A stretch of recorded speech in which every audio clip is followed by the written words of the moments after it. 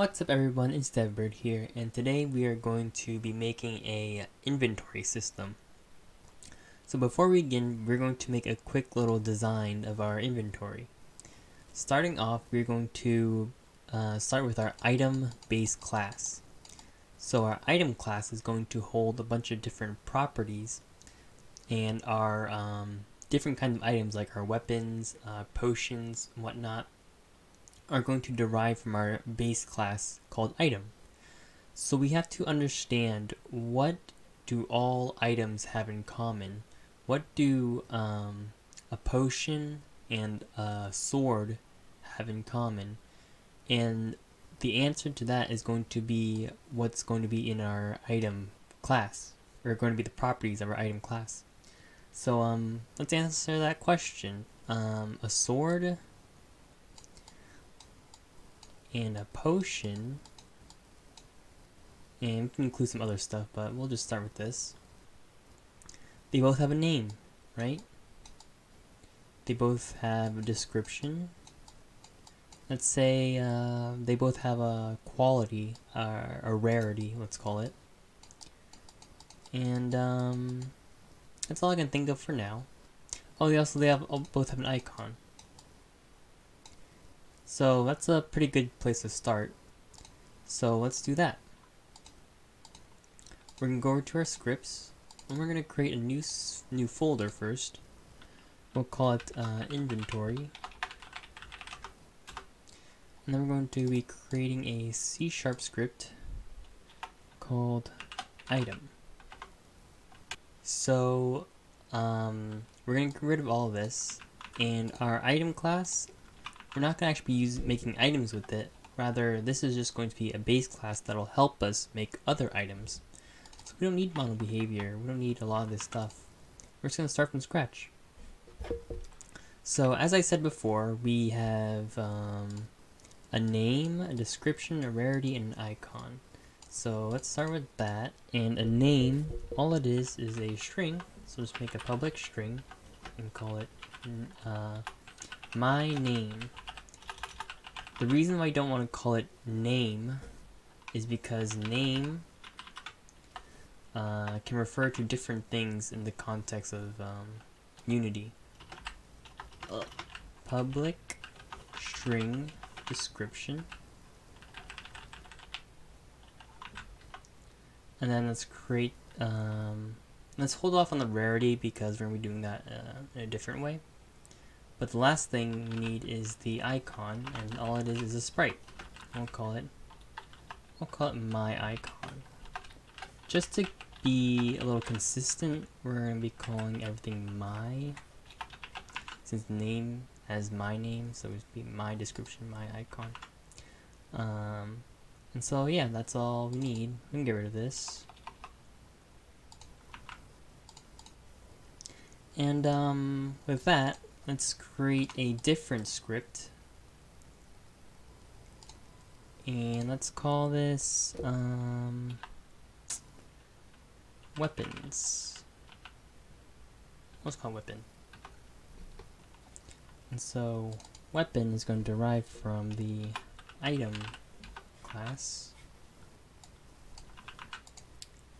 And before we move on, we are going to actually derive item from scriptable object, because we're going to be making scriptable objects out of these items.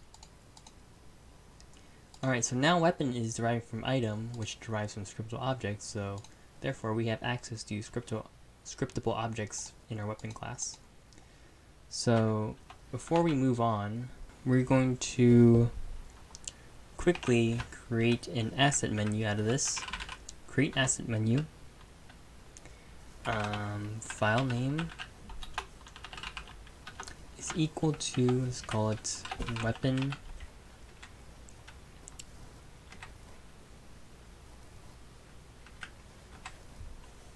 We'll say menu name is equal to, we'll say items, then we'll say slash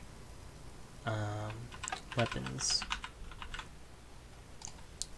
Alright, so with just that, so you see how this script literally has no code in it. Let me create a little folder real quick. We'll call it items. And now we can go to items and we can create a weapon.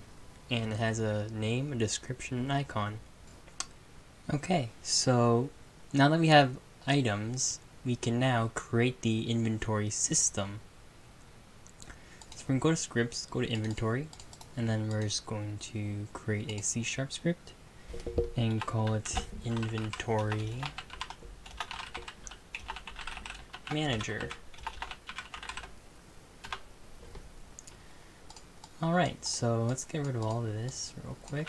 And first of all, we're going to create a singleton of it.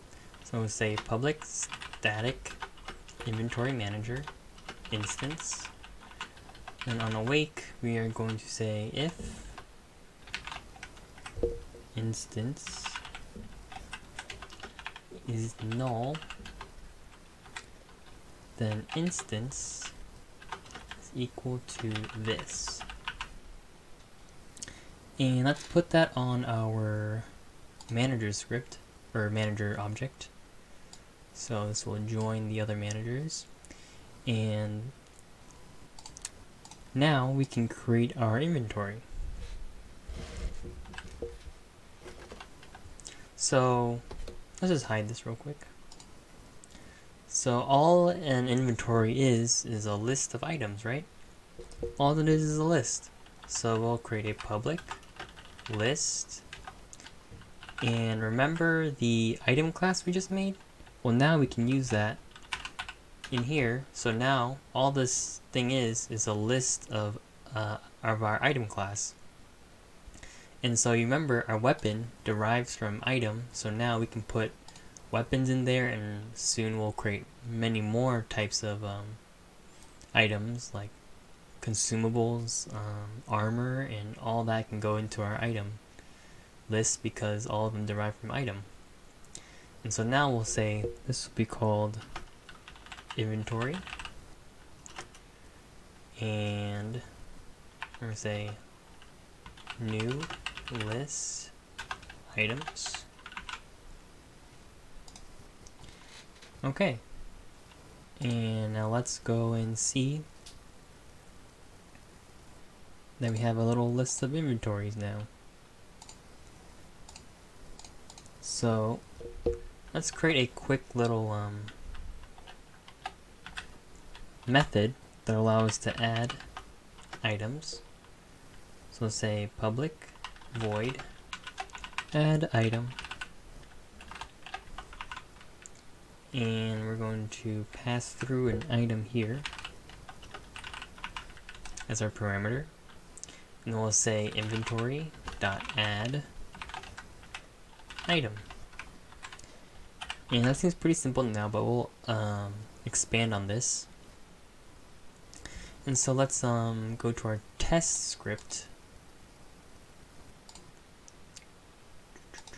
Test. And we'll say if we hit Q, instead of doing that, let's create a public item, call it item, and say inventory manager dot instance dot add item, and we'll pass in the item. And now if we go to our test, we can just throw in that weapon we just made, and if we play, go over to my managers, if I hit Q, I'm going to add that weapon. And to show you that it's actually working, I can create this weapon and call it sword, and drag in the sword, and now it'll add swords. See here? Add swords now. So we have that. So now we have an actual inventory system where we can add items. Well, the hardest part is actually the front end, so getting these items to actually appear on our screen. And that's what we're going to solve now. So before we can solve that, we need the UI to be set up first. So let's create an empty object and just call this like UI or main UI, and then we're going to create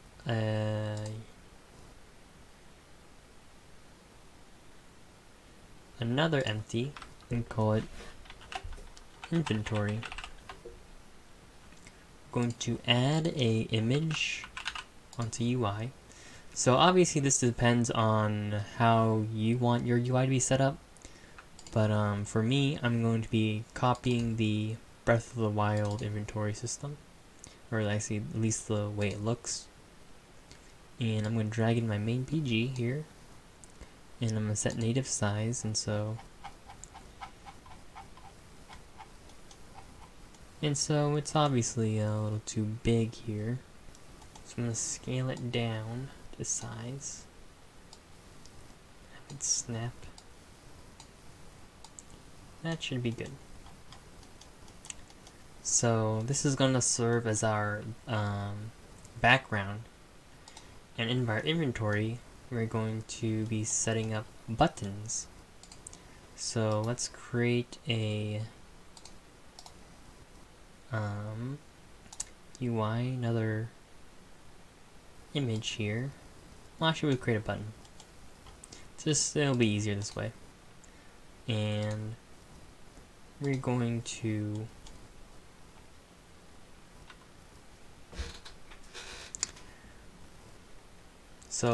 we don't need the text, and we're gonna make this a little more square. Let's make this a square, and we're probably gonna make it smaller, but we can do that with a grid layout. So create a grid layout group. First of all, you're gonna want to create a prefab out of this button. So I don't have a prefab folder, so I'm going to create a folder and call it prefabs. And then for now we'll just throw this in. So the reason why you want a prefab for the button is because you're going to make many buttons, and so if you update one button, you can just hit apply and it'll update all the other buttons. So let's make this look a little nicer. So we're going to have it in this corner here, and we're going to make it a little thinner. I'm going to create a couple buttons for a little bit, so I have some reference. So let's make this 50 by 50. Actually, it's kind of too small. 75, no, 75, 75. And that's a lot better. Let's say 5, 5. And upper left is fine. Right now it's going off the page. Don't want that. So let's make a fixed column amount to, or row, yeah, row. 3, 4. I mean, I'm saying 4, but there's only 3 here. Oh, because there's not enough.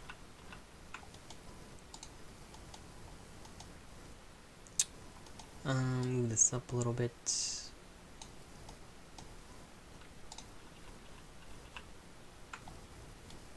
That will do. Alright, so now we have our UI set up. This button serves as a background, and so now we need the actual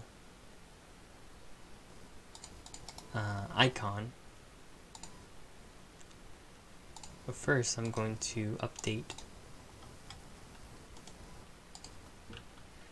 I am going to update my button background. So I have a some UI assets I made. Inventory button, drag that in. Let me see. Yeah, that looks fine.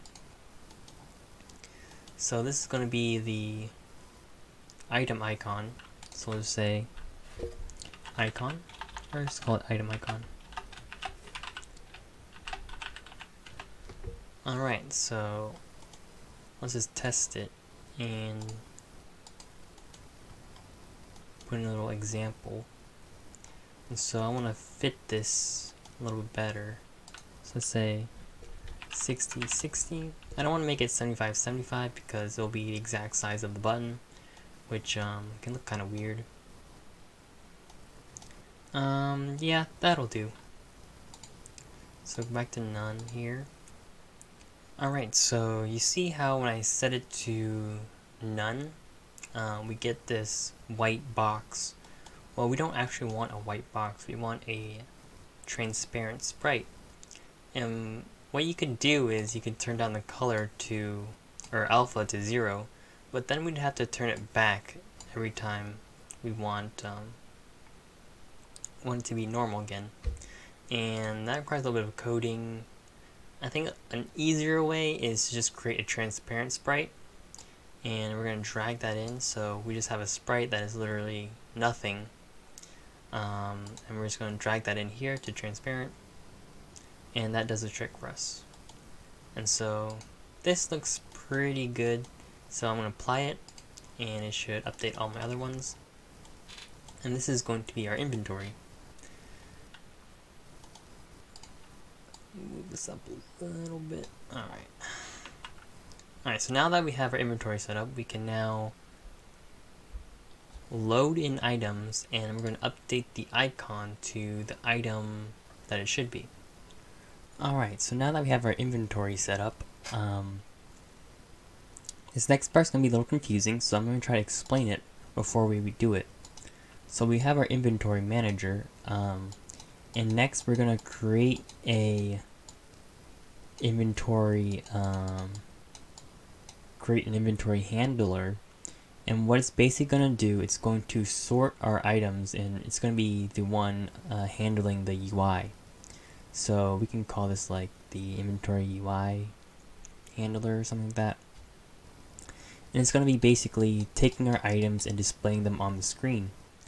And then our next part is we're going to have a inventory slot script, and this is going to go on all the buttons, and it's going to be the one holding the data. So our inventory slot, we have the UI handler, and it's going to take these slots. The UI is going to take all the slots and sort them out and put the correct data onto them. So let's do that. Let's go to our inventory and create a new script. We'll call this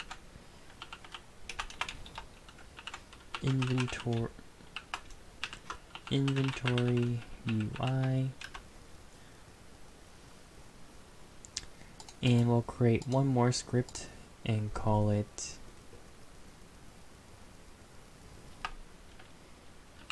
inventory slot. And we're gonna put the inventory slot on our button, and we're gonna apply. So now all of our buttons have the inventory slot. So let's go over to our inventory UI first. And first we're going to have a public inventory slot, and we're going to make it a array by doing that. We'll call it slots, and on our start we'll say slots is equal to get component in children, and we'll say inventory slots.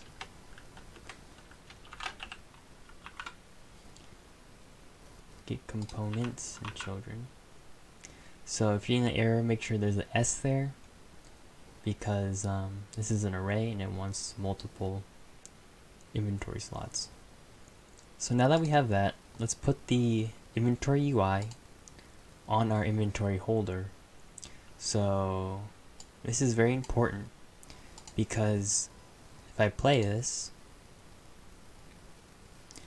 you see it's going to get every slot or every child here and put it into the slot. So if this was on a different script, it wouldn't get anything, or a different game object. So make sure that the inventory UI is on the inventory holder. So now that we have that, so we don't need to see the slots in our inspector panel. We don't want to assign any of the slots in the inspector panel. So we're just going to say hide inspector, but we might use the slots in a different script, so we're going to keep it as a public. So now that we have our slots, we can create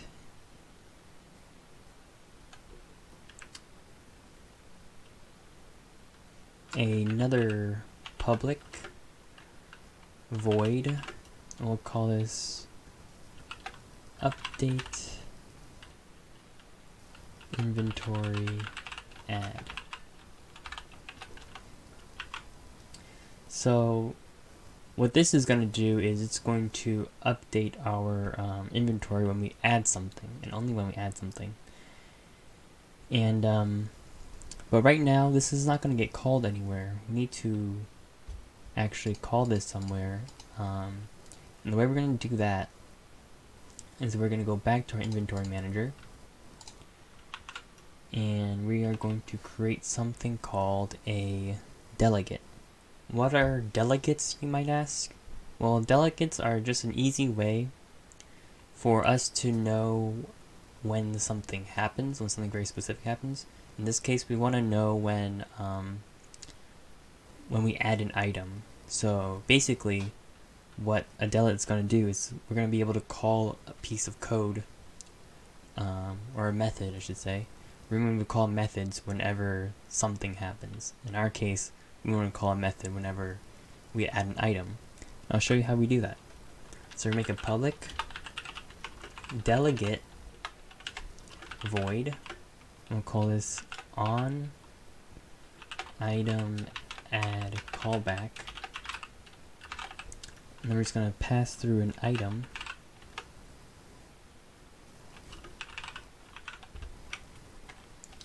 So then we're going to create a public on item callback, and just call this on item callback. And so we want to call the on item callback whenever we add an item. So we'll just say if on item callback is not equal to null, then we will call it on item callback.invoke. And we need to pass through the item here, because remember, we are passing through an item in the item callback, so it always wants an item, or it needs the parameter of item, and we're going to put that in there. So if this wasn't here, then we wouldn't need the item. See, it's going to give us an error. It says, what? We don't need an item. And it'll get rid of that error. But because we have an item, it needs an item. So now whenever we add an item to our game, it's going to call the on item callback delegate. But we haven't added anything to the callback yet. And so now let's do that. So on start, we're going to go to inventory manager, dot instance dot on item callback plus equals update inventory add. Now it's not gonna like that because we're not passing through a an item. So it's gonna says there's no overload method for update inventory add, meaning it needs the item parameter. So let's add that item, say item, and now it's happy. Alright, so now whenever we add an item, update inventory add is going to get called. And let's just test this. We'll say debug.log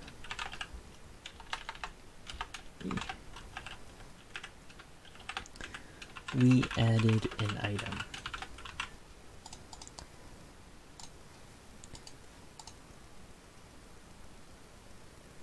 So I'm hit Q, I believe, and you see we added an item. So let's go over to our inventory, our manager, and we see a weapon there. I'm gonna add another weapon. You see 2. So just show you again, whenever I press Q, we add an item. And this will be used in many different scripts too. Like let's say you have a quest and you need a specific item, like an apple. Well, you can use the on item add callback to check if the item that you just got was an apple to update your quest. And so now let's actually update the UI whenever we add the item. So we have something here, but we don't we're not calling any code. But first we need to go to our inventory slot and do some stuff here. We're basically just going to add a method that updates our UI, or the UI for that specific slot. So we're going to create a public void, call this add item, and the item, and the add item is going to need an item. And so what are we going to do with this item? So basically, I'm going to go over to our button here. For now, all we're going to do is get the item icon and then update it. So let's simply just do that first.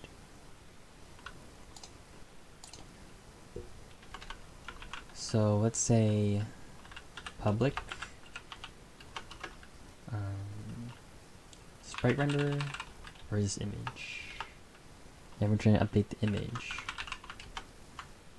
So it's not gonna like that we're using image unless we add the using Unity engine.ui. So then we say icon. Alright, so what we're gonna do is make our icon, but instead of sprite, we're gonna use override sprite. And the reason why we're doing this, it's a little shortcut. So whenever we want to remove the item, we can just make this equal to null, and then because we're using override sprite, it's going to use the original sprite instead of actually going to null. So we can say icon.override sprite. We're going to say item.myIcon. So this might be confusing why we're using override sprite, but I'll show you why later. And there we go. So now, whenever we add an item to our inventory slot, it's going to update the icon. So let's go back to our inventory UI. Let's actually use this. So we're going to say slot, but we don't know which slot to get yet. So let's get the first available slot. And how do we get the first available slot? We're going to say private int get next empty slot. We're going to say for, hit tab 2 times to bring up the for loop. We're going to say slots.length. We're going to say if slots I. And first, we need to go back to our inventory slot, and we need to give it an item. So I'm going to say public item item. So this is going to be the item that is currently being used by our slot. So actually we're going to change item to, let's say, current item. Or I'll say new item. That's much better. New item. Because we don't want the same name in here with this name, because it might get a little confusing. So let's say new item and replace this with new item. And now we can say item is equal to new item. Alright, so back to our inventory UI. So now we can say if the slots I.item, if it's null, then we're going to return I. And so you see that we still get an error. And it's because what if none of the items are null, right? So it wants something. So let's say return null. And it's still going to give us an error because it's going to say cannot convert an integer to null. But if we add a question mark after the integer, it's going to be happy with that, because now it can return a nullable type if it has a question mark after it.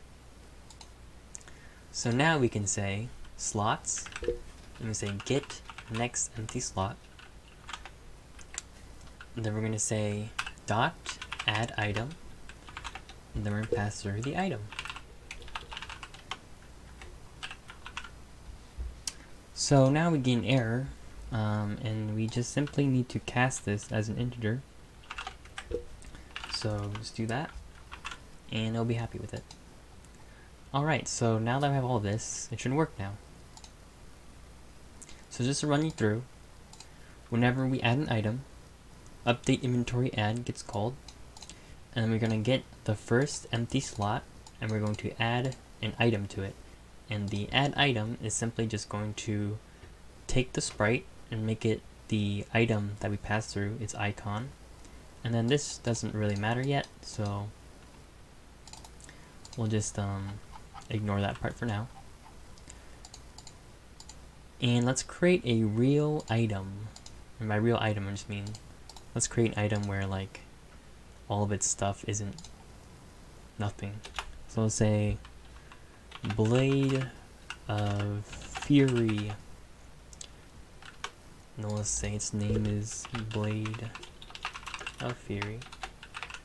And let's say it's a scary blade. And then let's make a sprite for it. Hopefully I have a sprite for it. Well, I don't. So it's just gonna have an armor sprite for it for now. And let's go to our test and throw in the Blade of Fury here. So I forgot to do one last thing, and that's assign the image here, the icon, to the correct item icon. So let's drag that in and hit apply. You don't have to worry about the item yet. And so now I press Q, we're going to add an item. And so you can see the item here. When I press it again, it's going to get the next slot and add it there. I can do this as many times as I want. Alright, so the last thing we're going to do is we're going to remove the items now. So we can add items, but can we remove items? Not yet, but we'll add some functionality to remove items. Unfortunately, it's actually really easy, because we pretty much, it's pretty much just the opposite of adding an item.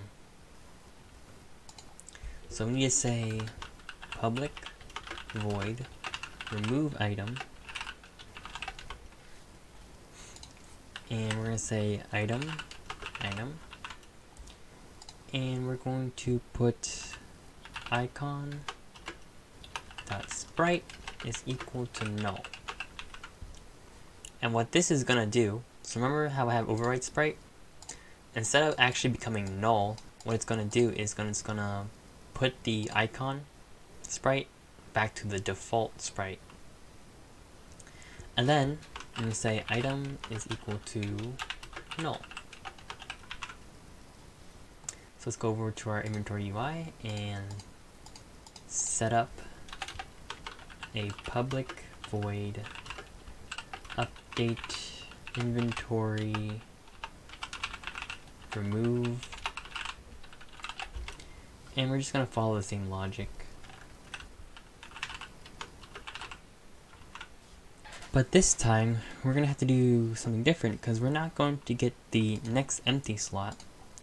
What we're going to do is we're going to get the next same slot. So get same slot, and we're going to pass through an item. So we're trying to get the slot with the item that we're trying to remove. And so we can say for int I equals 0, and we're going to say slots.length. And then we say if the slot is item is not null. So if it is null, then we skip over it because we don't care about null items. Then we say if slots I dot item is equal item, then we return I. So what this is saying is that if the slots item, so the slot here, if this item here is equal to the item that we're passing through here, so to make it a little less confusing, I can say new item.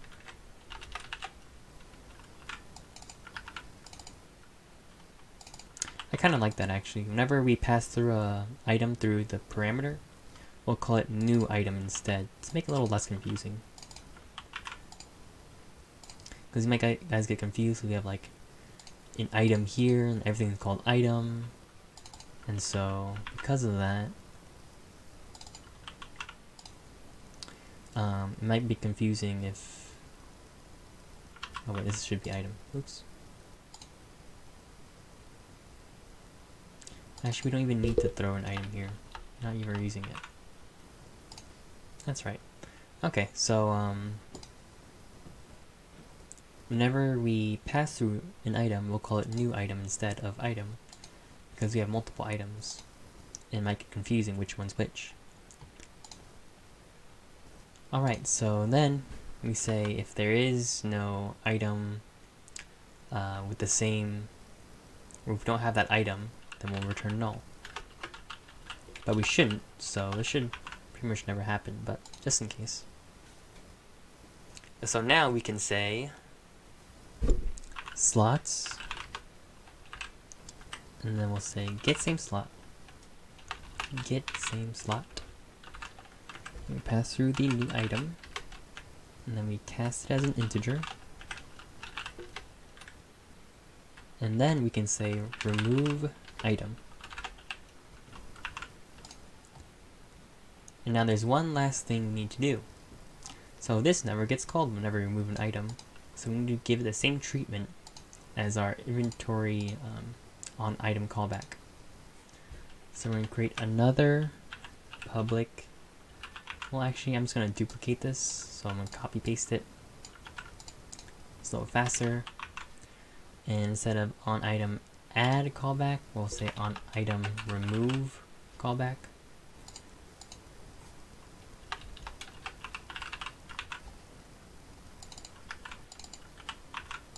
Alright, so make sure you update that. So these two are the same. And we'll add a new method called public void remove item. And then just to follow the same naming conventions, we're going to call this new item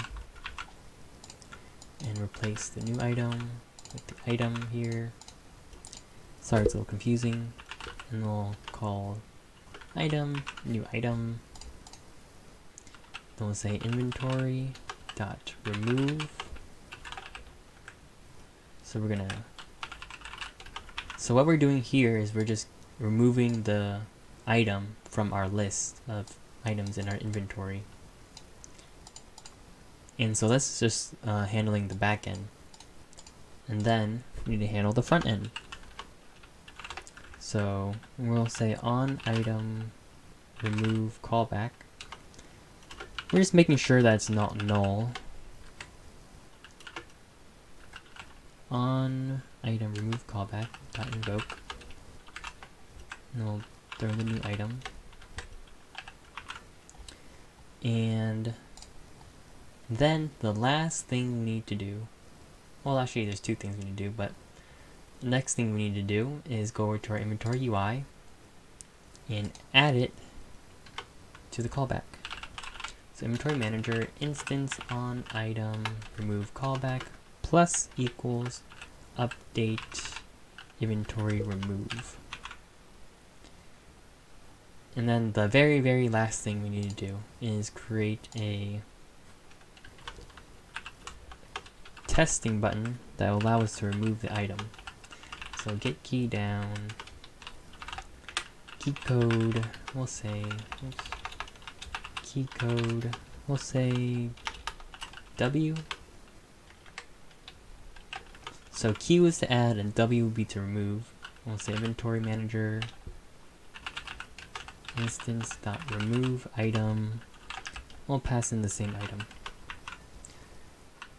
So, alright, sorry guys, I made a mistake. So over here in our remove item, instead of saying sprite is equal to null, we need to say the override sprite is equal to null. And so now that should work. Because before we're making the original sprite equal to null, but that doesn't matter. We're trying to get rid of the override sprite. So now we press W, and now it goes away. So press Q, add the item, then press W to remove the items. Alright, so you saw how the inventory got rid of the first slot, and the second and the third. Usually you want the exact opposite to happen for it to get rid of the last one and then go back to the first one. So the reason why that's happening is because we're getting the first slot and then we're checking to see if it's the item that we want, and then we're checking the second slot and the third. So we do the exact opposite. We're going to check the last one and check the next one. And so how do we do that through code? Well, we just have to change this line right here. And so instead of saying int I equal to 0, we're going to say int I is equal to slots dot length minus 1. And then instead of saying I is less than slots dot length, we're going to say I is greater than or equal to 0. And then, lastly, instead of increasing I, we're going to subtract by 1. And so let's play that. We add our items, and then we're going to subtract the items. And there you go. So I press Q to add items, then we press W, it deletes the last item slot. And that'll be it for this tutorial, and next video I'm going to be expanding on this, and we're going to get it so that you have all the functionalities that you expect from an inventory. And with that, I'll see you guys next time. I'd like to thank my Patreons Alejandro, Kovian, Bay, Emerson, Kirijo, Polybius, and Yoan.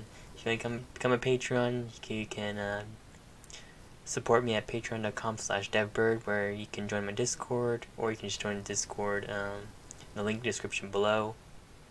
And there you can suggest videos or ask me questions, and I'll see you guys next time.